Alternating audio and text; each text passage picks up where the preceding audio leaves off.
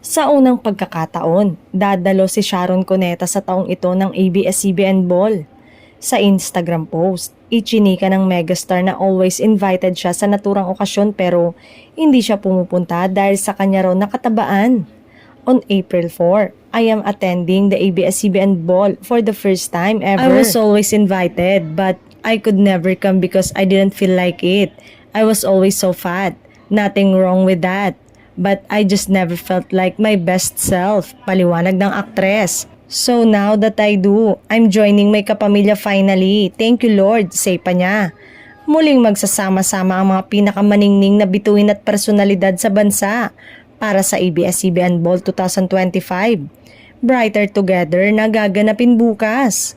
Ang pinakaabangang selebrasyon ay bilang pasasalamat ng kumpanya sa kanilang talents, empleyado at partners sa industriya para sa kanilang suporta. Layunin din itong maghatid ng tulong sa beneficiaries ng ABS-CBN Foundation. Bahagi ng kikitain sa fundraising event ay mapupunta sa pagsulong ng kanilang mga proyekto at advokasya. Sa unang pagkakataon, ngayong taon, muling masisilayan ng kapamilya fans ang pagbabalik ng kanilang mga paboritong artista, performers, love teams at icons sa industriya sa red carpet ng pinakamalaking charity ball sa bansa.